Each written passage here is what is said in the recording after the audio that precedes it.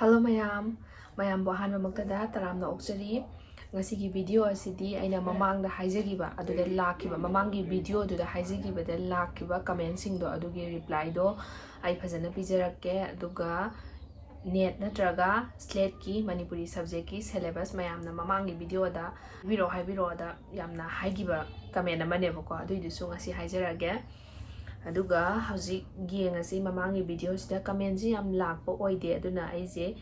arakpa comment sing sigi khumba yaba makhaido adu kaktang khumjaraage koigi congratulation gumba piba se sidi reply loina tawjarabane bako aduna sidi hanjilaga haijararoige aduga question oina hangakpa se si kaktang lokhajarke yam banate ahanbada Rosni Yambemna che master dagi PhD yobo phawada exam kai tharakhige net thakibra mathang da sigi matang da thagat piro haiba sigi paukhumje net thaki aduga master dagi PhD yoba phawada kari exam thaki ge haiba se 2023 gi November da aise Assam da chatle aduga 2023 gi net exam gi December gi se sigi ji thadre ba ko changba da ngairi da khalaga aise yumda thoraktre aduga Assam da su center kholaga thadre adugi matungda 2024 la 24 gi June gi sida thare Manipur da center kholaga aduga matamdu da summer vacation koi gi tha ma piye bako adugi du yumda thokle yumda leingai da tharu re exam se thaba loiraga amu Assam da mu change aduga exam je re hanne da mu tawre bako adugi re han basina August la September ra amada thai adugi sida yum thoklaga amu exam si rehan basi yaure asigi se aisi kem ta phawgi dre PhD only si yoge di tawe aduga yodre bako aduga phawgi dre adu phawgi dre ba matung da 2024 sigi December gi exam amu lae sigi sidana akoi gi third semester gi exam hawga numit se semester exam gi si siga net exam siga numit nomata da ta bako adugi aisi amu aduda amu thadre thada basi kona de exam yei thokhi bako yei thokraga so adi ai adu masu miss tawgre bako adugi matung da 2025 ki June gi se sigi da Assam da center khotlaga amu form thajale bako registration tawre aduga Assam da thabasi da 2025 ki June sida net phawbo oidoini ai gi se adu mai thai exam je aduga net nataba slet ki haragana 2025 ki March da thai bako March ki date 23 da adugi video amasu aigi hanagi mamang da sem grabane adu yengbiraga di hena khangbigani aduga adugi duna dum phawna phawgi dre ai tare aduna hojik si slate clear tawdri haijaba tare smile thamjagi mathangi da haisna ronen nepramna ko Jesse presentation tawbagi process interview gi mawongi matangda video sembira o khorang na ngaijari haiba sigisna presentation tawbase ai MU gi oina haijara age ko habadi Assam gi desu chatlui ado aina MU gi exam gi da khalle da thagat khibani na ko sigi wahang sigi paukhumji MU gi na khumjara age kamaina tawge habada ahan bada presentation tawbase pathokpase 7 minutes pigane da hana notice thoebe ko aduga kone exam se naksilakana 5 minutes kata pirane da notice amuk thole adudagi isana 5 minutes ta paba da nangadaba mawong do habidi matamdo akaknabi thamgrabani na adugi 5 minutes ta paba nangadaba mawong da semjare aduga sum hanjin paba sanaraga 5 minutes de tanangai sembado adumaina tawre aduga kano si chatle interview si chatle si da 5 minutes piye bako 5 minutes chap chana adugi da aigi si akoi gi 5 minutes si chap chana nangi haiba tare habadi sentence amma phade bako aina last sentence si gi si haiba horokana 5 minutes phaiye bako adu word ahum natraga mari gumba nangde hai tare adudi adum hapjin halle bako aduna 5 minutes chap chana phaba adum chinge aduga atopa 5 minutes amana interview tawe bako series dana aingonda hangbirakiba oja se aina sum ningsing jabada oja sanatom ihan hana hange oja sanatom question ani or male mana hangakpase aduga adugi matungda oja birjita na chu hangae question ama adudagi kana oja no ꯑꯣꯖꯥ ꯔꯥꯖꯀꯦꯇꯟꯅ ꯀꯣꯏꯁꯟ ꯑꯃ ꯍꯪꯉꯦ ꯑꯗꯨꯗꯒꯤ ꯑꯗꯨꯗ 5 minutes ꯂꯣꯏꯔꯦꯕꯀꯣ ꯍꯥꯏꯗꯤ ꯑꯣꯖꯥꯁꯤꯡꯅ ꯍꯪꯕꯒ ꯑꯩꯅ ꯈꯨꯝꯕꯒꯗ 5 minutes ꯂꯣꯏꯔꯦ ꯑꯗꯨꯒ ꯑꯣꯖꯥ ꯇꯝꯐꯥꯅ ꯁꯖꯦꯁꯟ ꯑꯣꯏꯅ ꯑꯃꯒ ꯄꯤꯔꯛꯑꯦ ꯑꯗꯨꯃꯥꯏꯅ ꯇꯧꯋꯦ ꯑꯣꯖꯥ ꯑꯩꯒꯤ ꯑꯣꯏꯅ ꯑꯣꯖꯥ ꯃꯔꯤꯅ ꯍꯥꯏꯇꯥꯔꯦ ꯑꯗꯣ ꯃꯤꯒꯤ ꯑꯗꯨꯝ ꯈꯦꯠꯅꯕ ꯂꯩꯔꯝꯕ ꯌꯥꯏ ꯂꯩꯔꯝꯗꯕ ꯌꯥꯏ ꯁꯤꯅ ꯑꯩꯒꯤ ꯑꯣꯏꯕ ꯑꯟꯁꯔꯅꯤ ꯁꯨꯃꯥꯏꯅ ꯇꯧꯋꯤ ꯂꯥꯁ ꯑꯣꯏꯗꯣꯏꯅꯤꯀꯣ ꯁꯤꯅ ꯔꯟꯖꯟ ꯊꯤꯡꯉꯨꯖꯝ ꯍꯥꯏꯕ ꯃꯥꯅ ꯍꯥꯏꯁꯤꯅ ꯑꯩꯁꯨ December 2025 NET exam English subjectta qualify ꯑꯣꯏꯔꯦ ꯑꯍꯥꯟꯕꯗ congratulation ꯍꯥꯏꯖꯒꯦ ꯑꯗꯨꯒ ꯃꯈꯥ ꯇꯥꯔꯛꯄꯗ original certificate ꯂꯥꯛꯇ꯭ꯔꯤ ꯑꯩꯁꯨ PhD admission ꯇꯧꯅꯤꯡꯕꯒꯤ ꯑꯄꯥꯝꯕ ꯂꯩ ꯀꯔꯝꯅ process ꯇꯧꯒꯅꯤ sister ꯍꯥꯏꯕ 시기제 process 하이제 거기 그리 하이지게 university나 PhD지 कौरꯛꯇ꯭ꯔꯒꯗꯤ उपाय ꯂꯩꯇꯦꯗꯅꯀꯣ ꯑꯗꯣ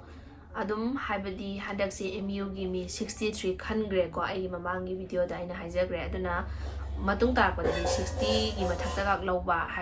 ꯁꯤ ꯌꯥꯝꯅ ꯌꯥꯝꯕ ꯆꯤꯡꯉꯤꯗꯅꯀꯣ ꯑꯗꯨꯅ ꯃꯇꯨꯡꯗꯗꯤ ꯌꯥꯝꯅ ꯑꯃꯨꯛ ꯂꯧꯔꯛꯇꯕꯒꯤ ꯆꯥꯟꯁ ꯋꯥꯡꯒꯗ꯭ꯔꯥ ꯑꯩꯈꯣꯏꯅ ꯁꯨꯝ ꯏꯁꯥꯅꯁꯨ ꯈꯟꯖꯕꯗ ꯑꯗꯨꯅ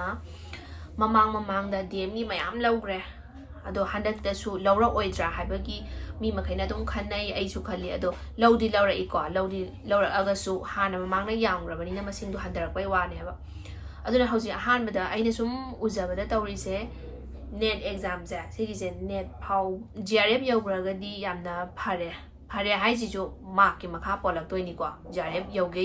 NET ꯌꯧꯒꯦ ꯑꯣꯏꯅꯤꯡꯕ ꯑꯃ ꯑꯣꯏꯕꯗꯀꯣ SLET ꯑꯣꯏꯒꯦꯔꯥ ꯀꯩ ꯑꯣꯏꯒꯦꯔꯥ ꯑꯗꯨꯃꯥꯏꯅ ꯃꯥꯔꯛꯁꯦ ꯏꯁꯥꯅ ꯐꯪꯉꯤꯕꯁꯦ ꯑꯩ NET ꯐꯥꯎꯔꯁꯨ GRF ꯌꯧꯔꯁꯨ SLET ꯐꯥꯎꯔꯁꯨ ꯑꯩꯒꯤ ꯃꯥꯔꯛꯇꯣ 300ꯀꯤ ꯊꯥꯏꯗꯅ ꯑꯗꯨꯏꯗꯣ 300ꯀꯤ ꯃꯅꯨꯡꯗ ꯀꯌా ꯐꯪꯕꯒꯦ ꯍꯥꯏꯕꯗꯣ ꯌꯥꯝ ꯋꯥꯡꯕꯗꯣ ꯑꯩꯅ GRF ꯑꯣꯏꯔꯒꯁꯨ ꯃꯥꯔꯛꯇꯣ 165 70ꯗ GRF ꯑꯣꯏꯔꯝꯃꯒꯗꯤ ꯀꯅꯥꯒꯨꯝꯕ NET ꯑꯃꯅ 180 ꯐꯪꯉꯥꯅ ꯃꯥꯅ ꯑꯩꯉꯣꯟꯗꯩ ꯃꯥꯔꯛ ꯍꯦꯟꯒ꯭ꯔꯗ꯭ꯔꯥ ꯑꯗꯣ ꯃꯥ NETꯇꯤ ꯍꯥꯏꯗꯣꯏꯅꯤꯗꯅ ꯃꯥꯔꯛꯇꯤ ꯑꯩꯉꯣꯟꯗꯩ ꯍꯦꯟꯗꯣꯛꯈ꯭ꯔꯕꯅꯦꯕ ꯑꯗꯨꯃꯥꯏꯅ ꯍꯧꯖꯤꯛꯁꯤ ꯃꯥꯔꯛꯇ ꯑꯣꯏꯅ ꯌꯦꯡꯉꯦꯕꯀꯣ Number 1ꯗ ꯏꯁꯥꯅ ꯐꯪꯉꯤꯕ ꯃꯥꯔꯛꯁꯦ ꯁꯤꯒꯤꯁꯦ ꯌꯥꯝ ꯋꯥꯡꯅꯉꯥꯏ ꯍꯣꯠꯅꯕ ꯑꯗꯨꯒ ꯑꯩꯈꯣꯏꯒꯤ ꯁꯤ ꯈꯛꯇꯅꯁꯨ ꯋꯥꯡꯕ ꯁꯤ ꯈꯛꯇꯅꯁꯨ ꯌꯥꯗ꯭ꯔꯤ ꯍꯥꯏꯇꯥꯔꯦ ꯄ꯭ꯔꯖꯦꯟꯇꯦꯁꯟ ꯉꯁꯥꯏ 5 minutes ꯄꯤꯔꯒ ꯇꯧꯍꯜꯂꯤꯁꯦ ꯁꯤꯁꯤꯁꯨ ꯃꯥꯔꯛ ꯂꯧꯔꯤꯅꯤꯗꯅꯀꯣ ꯑꯗꯨꯅ ꯑꯗꯨꯁꯨ ꯂꯩꯔꯦ ꯏꯟꯇꯔꯚ꯭ꯌꯨꯗ ꯍꯪꯉꯛꯄ ꯀꯣꯏꯁꯟꯗꯨꯗꯁꯨ ꯈꯨꯝꯕ ꯉꯝꯕ ꯉꯝꯗꯕꯗ ꯑꯗꯨꯗꯁꯨ ꯑꯃꯨꯛ ꯂꯩꯔꯦ ꯑꯗꯨꯅ ꯃꯥꯔꯛꯁꯨ ꯋꯥꯡꯕ ꯑꯩꯒꯤ ꯄꯔꯐꯣꯔꯃꯦꯟꯁꯁꯨ ꯐꯖꯕ ꯁꯤꯁꯤ ꯌꯥꯝ ꯆꯪꯉꯦꯕꯀꯣ ꯑꯗꯨꯅ ꯑꯍꯥꯟꯕꯗ ꯐꯪꯉꯤꯕ ꯃꯥꯔꯛꯇꯣ ꯑꯗꯨꯏꯗꯣ NET ꯑꯣꯏꯔꯁꯨ GRF ꯑꯣꯏꯔꯁꯨ ꯑꯗꯨꯒ SLET ꯑꯣꯏꯔꯒꯁꯨ ꯃꯥꯔꯛ ꯌꯥꯝꯅ ꯋꯥꯡꯕ ꯑꯃ ꯃꯊꯧ ꯍꯧꯖꯤꯛꯇꯤ ꯇꯥꯔꯛꯂꯦ ꯍꯥꯏꯕꯁꯤ ꯑꯍꯥꯟꯕꯗ ꯊꯝꯖꯒꯦ ꯑꯗꯨꯒ ꯑꯩꯒꯤ ꯑꯣꯏꯕ ꯁꯥꯏꯠꯇꯗꯤ ꯑꯩꯒꯤ ꯑꯣꯏꯅꯗꯤ ꯃꯁꯤꯁꯤ ꯂꯧꯒꯗꯧꯔꯤꯕ ꯃꯤꯒꯤ ꯃꯈꯥ ꯄꯣꯜꯂꯦ ꯍꯥꯏꯕꯗꯤ ꯌꯨꯅꯤꯚꯔꯁꯤꯇꯤꯁꯤꯡꯒꯤ ꯃꯈꯥ ꯄꯣꯜꯂꯦ ꯍꯥꯏꯖꯒꯦ ꯍꯥꯏꯕꯗꯤ ꯀꯅꯥꯒꯨꯝꯕ ꯑꯃꯁꯨ ꯃꯥꯔꯛꯇꯨ ꯌꯥꯝꯗꯕꯤꯗ ꯈꯤꯇꯪꯅ ꯐꯪꯕꯁꯦ ꯁꯤꯒꯤꯁꯤ ꯃꯤ ꯃꯌꯥꯝ ꯂꯧꯔꯒ ꯃꯥꯁꯨ ꯑꯗꯨꯝ ꯆꯤꯡꯈꯠꯈ꯭ꯔꯒ ꯌꯥꯎꯗꯣꯏꯅꯤꯗꯅꯀꯣ ꯃꯤ ꯃꯌꯥꯝ ꯂꯧꯕꯒꯤ ꯃꯥꯒꯤ ꯀꯥꯟꯅꯕꯗꯣ ꯍꯥꯏꯇꯥꯔꯦ ꯑꯗꯨꯒ ꯌꯥꯝꯅ ꯂꯧꯔꯛꯇ꯭ꯔꯒꯗꯤ ꯍꯧꯖꯤꯛ ꯈꯨꯗꯝ ꯑꯣꯏꯅ DMꯗ ꯃꯌꯥꯝ ꯂꯧꯕ ꯌꯥꯝ ꯂꯧꯗ꯭ꯔꯦ ꯍꯟꯗꯛ ꯑꯃꯨꯛ MUꯗ ꯃꯌꯥꯝ ꯂꯧꯈ꯭ꯔꯦ ꯑꯗꯨꯅ ꯁꯤ ꯑꯃꯨꯛ ꯃꯊꯪ ꯂꯧꯔꯒꯁꯨ ꯍꯟꯊꯔꯛꯑꯒꯅꯦꯕ ꯃꯤ ꯃꯁꯤꯡꯗꯣ ꯑꯗꯨꯅ ꯌꯥꯝꯅ ꯀꯝꯄꯤꯇꯤꯇꯤቭ ꯑꯣꯏꯕ ꯍꯦꯟꯖꯤꯜꯂꯛꯀꯅꯦꯕ ꯑꯗꯨ ꯍꯦꯟꯖꯤꯜꯂꯛꯀꯗꯕꯅꯤꯅ ꯑꯗꯒꯤ ꯑꯃꯨꯛꯁꯨ ꯉꯁꯥꯏ ꯑꯍꯥꯟꯕꯗ ꯑꯩꯈꯣꯏꯒꯤ ꯃꯇꯝꯗ 7 minutes ꯄꯥꯊꯣꯛꯑꯣꯗ ꯍꯥꯏꯔꯝꯃꯤ ꯍꯧꯖꯤꯛ ꯑꯃꯨꯛ exam interview ꯇꯧꯔꯝꯗꯥꯏꯗ 5 minutes ꯑꯃꯨꯛ ꯍꯥꯏꯔꯛꯏꯗꯣ ꯁꯤꯒꯤ ꯑꯍꯣꯡꯕꯁꯤꯁꯨ ꯂꯩꯕꯅꯤꯅ ꯆꯞ ꯆꯥꯅ ꯍꯥꯏꯕ ꯉꯝꯗ꯭ꯔꯒꯁꯨ ꯑꯩꯒꯤ ꯃꯇꯝꯗ ꯑꯩꯉꯣꯟꯗ ꯌꯥꯝꯅ ꯀꯥꯟꯅꯈꯤꯕ ꯍꯥꯏꯇꯥꯔꯒꯗꯤ ꯑꯩꯅ ꯑꯩꯒꯤ ꯃꯃꯥꯡꯒꯤ ꯚꯤꯗꯤꯑꯣꯗ SLET examꯒꯤ ꯚꯤꯗꯤꯑꯣ ꯑꯃ SLET examꯒꯤ ꯅꯠꯇꯦ ꯑꯁꯥꯝꯗ ꯀꯩꯅꯣ ꯆꯠꯂꯨꯕꯒꯤ ꯑꯁꯥꯝꯗ PhDꯒꯤ interview ꯆꯠꯂꯨꯕꯒꯤ ꯚꯤꯗꯤꯑꯣ ꯑꯃ ꯊꯥꯒꯠꯈꯤꯕꯗꯣ ꯑꯗꯨꯒꯤ ꯀꯃꯦꯟꯗ ꯍꯥꯏꯇꯥꯔꯦ ꯑꯁꯤꯒꯤ ꯚꯤꯗꯤꯑꯣꯁꯤꯒꯤ ꯀꯃꯦꯟꯗ ꯌꯥꯝꯅ ꯄꯨꯛꯅꯤꯡ ꯊꯧꯒꯠꯅꯤꯡꯉꯥꯏ ꯑꯣꯏꯕ ꯑꯩꯉꯣꯟꯗ ꯒꯥꯏꯗ ꯌꯥꯝꯅ ꯇꯧꯕꯤꯕ ꯇꯣꯉꯥꯟꯕ ꯃꯈꯜꯒꯤ ꯀꯃꯦꯟ ꯃꯌꯥꯝ ꯂꯥꯛꯈꯤꯑꯕꯀꯣ ꯑꯗꯨꯗ ꯀꯃꯦꯟ ꯑꯃꯈꯛ ꯂꯧꯈꯠꯆꯒꯦ ꯃꯥꯅ ꯍꯥꯏꯔꯛꯄ ꯀꯃꯦꯟꯁꯦ ꯑꯩꯉꯣꯟꯗꯁꯨ ꯌꯥꯝꯅ ꯀꯥꯟꯅꯈꯤꯕ ꯍꯥꯏꯇꯥꯔꯦ ꯑꯗꯨꯅ 마기 카멘도 아두기다 만 하이비락보다 아시막 아둠 아이나쇼 하이제닝에 아두나 카멘에세 아이나 럭hat자버니 카멘세 시기세 아이나 목 솜다 하이제리베세 솜다수 까나가니에다 칸저가니 앵원에수 까나기 아두나 시기 카멘세 시 아이 바톡자르케보고 시막나 바쿠마돔 오이자게 시기 그노 카멘 시기 오이나 미낙시 똥브람 하예보고 마는 수마이나 하이비락기에바 아토파 유니버시티기디 토이도파 강제데 아두부 MU기디 GRF NET only PhD natraga SLET power midadi exam pinade only interview mode select tawi adubu sister so best MU gi selection phangbasu oisanu synopsis topic ta yamna one of the best title phajana su sembi you sister ꯑꯍꯥꯟꯕꯗ ꯀꯣ synopsis ꯁꯦꯝꯕꯗ introduction ꯀꯣ matungda state of the problem mathangda scope of the study literature review aims and objectives reference books fazana add tawbiyo 20 to 30 books ti sister na tawgena khanjaba topic ta fazana add tawbiyo best of luck MU the selection phangbasu oisanu haibirakieba ko ado soidana PhD tawraba research scholar ama oiba natragana doctorate phangaba mi amadi oidori ni dana ko research tawa loiraba mi aduna mana sigi haibirakiba se agonda yamna kanagi aduna haujiki comment tugi reply se asigi sima agonda kanagi base sima oina pijarage aduga sigi video se yengbining taraga so result out for pre PhD exam haraga thagachaba video ma yawani aduga phangbigani aduga hojik last ki duda reference book yamna ngamagadi 20 to 30 books hapo da hairakibado adugi du so aina so chamana na dum haijeningi aduga aina aigi tawjaruba se sigi je sineba ko habet katang ucharamge aduga sigi sida aina lyric se Manipuri lyric tana Manipuri lyric ta kunmanga hape ba ko reference aduga English ki da kunipana maga hape search methodology ga mari leina ba lyric sing da mari hape sumaina angamba aigi kano sida topic siga mari leina ba reference book se sigi adum aigi topic tu gi makhabudi pole ko aduna reference aiso khara yamna ha po da oina haijeningi haibadi adum nangi ai wanda makti hangakte ba ko si question je aduga aigi atopa imanabi singdadi hangakpa yawe hayaba hadi nang kayam yamna lyric to sidadi ha pa doini dana adoi dar su interview da kari lyric kano tawrage khomjilage leirage habase sigi question oina hangbasu yawe ko ado lyric amani haibadu dai mayam haiba ngamadana adum phaidana ko aduna ai su mayam ha po da haijeningi sigi su aduga mayamna UGC Net natraga Slet ki syllabus Manipuri gi haibiro habida adugido sida leire aigi sidi maite me noina oibani ko sigi ado si oina haijara age hojik si aina Google da di maite me ki phangdaba mali ko syllabus aduna maite me natraga di paba thokdaba da di hena kudong jara ro aduna ai adum haijara age ado me ki sigi si pambi baleraga so adum haibiro ko photo kapaga adum thajara ge aduga unit tara lai ko unit tara lai unit 1 da ariba Manipuri sahitya haiba asida sangadori base ariba Manipuri sahitya gi hiram lon style ibagi mawong matamdugi sahitya gi thoidokpa saktam ariba Manipuri sahitya gi saireng wareng na jingbagi lyric sing aduga unit number 2 dana mayai chanba matamgi Manipuri sahitya Manipuri sahitya da honglakhiba saktam matamsigi sahitya da changlakpa ithil sing ariba Manipuri sahitya ga mayai chanba matamgi sahitya ga khenaba mayai chanba matamgi sahitya gi top pa saktam matamsigi lyric ibasing mayai chanba matamgi saireng wareng amadi anauba sahitya gi masal sing nong ju kanna tajile tawis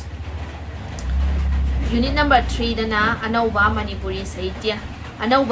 sahitya gi haurakpa amasung samas gi oiba yumpham matamsida changlakpa ithil sing ani suba lanjau mamangi sahitya matamduda thoklakpa sahitya gi machal sing ani suba lanjau matungi sahitya honglakliba sahitya gi masak sing amadi nauna thorakpa sahitya gi machal sing sina unit 3 gi oidoiba nong kanna tare aduna ai kitang hauna hairage video ji namjillurabani na ko adum semjarage unit number 4 da Manipuri sahitya amasung culture gi itihas sahitya gi itihas da Manipuri sahitya gi itihas thagatpada changba machaksing matam khaibada thengnariba khudong chadabasing tongan ba matamgi Manipuri sahitya gi saktam amasung samas gi phibam sing laipak ningthau loisang singna sahitya da lauramba thodang sing aduga Manipuri culture dana tara tare suba chahisa phawbagi Manipuri culture tara nipa suba chahisa da oirakhiba Manipuri culture gi masak Manipuri culture oirakpada pikhiba ithil sing Manipur gi jagoi isai Manipur gi masagi oiba harau kumai sing sana khonaba Hindu lining sanglakpadagi pangthokliba harau kumai sing sana konungna Manipuri culture da lauriba thodang unit number 5 da folkloristics and Manipuri folklore folklore amasung folk life ki sata warol sing folklore nainabagi khonghau amasung khongjel folklore gi thodang folklore gi tongan be theory sing Manipurda folklore nainaba Manipuri folk literature gi saklonsing material culture social folk custom performing folk arts folklore amasung philwa Unit number 6 ta Nongsuki literary criticism amasung theory literary criticism Plato Aristotle Horace Longinus Dryden P.B. Shelley Wordsworth S.T. Coleridge Matthew Arnold Walter Pater T.S. Eliot I.A. Richard Marxist criticism literary theory modernism postmodernism structuralism feminism postcolonialism Unit number 7 da Bharat ki Kaiba Shastra Bharat ki Kaiba Shastra gi khonghau amasung khongjal Kaiba gi sakta warol Kaiba gi machal sing Kaiba Shastra gi sampradai sing amasung makhoi gi midyeng sampradai sing asibu nainaramba myoi sing ras nainaba samalosak Kaiba gi gun amadi dos Unit number 8 ta theoretical amasung applied Manipuri linguistic lol nainaba amasung tongan ba theory sing linguistic amasung masigi makhal sing Manipuri lol gi phonology morphology grammatical categories syntax part of speech wahai pareng semantics artha makhal simile metaphor idiom Manipuri lol masina yawba kanglo Unit number 9 da mapan leba ki lol sindagi handokpa sahitya Manipuri da kunsuba amasung kunmathoi suba sahi sada Bharat ki mapan leba ki tongan ba sahitya sindagi handokliba lairik singi magun Manipuri sahitya da piriba ithil handok loising Unit number 10 aroibada Bharat ki lon sindagi handokpagi itihas Tara nipal amasung tara mapal suba sahi sada Bharat ki lon sindagi Manipuri da handokpa lairik sing amasung lairik sing adugi thoidokpa saktam kunsuba amadi kunmathoi suba sahi sada handokliba lairik singi magun Manipuri sahitya da piriba kanaba handokliba misaksing chi makhaisi oidoine ko aduna video se ngasigi swai mata loina loijinjarage nongsu kanna tajile ko aduna aina ngangi sinu tabam khangamdaba ya ado mayam ngasigi ngapiro aduga ai mathangdadi hena nungai video ma mo puraga lakjarage mayam ngasigi kaina minarse bye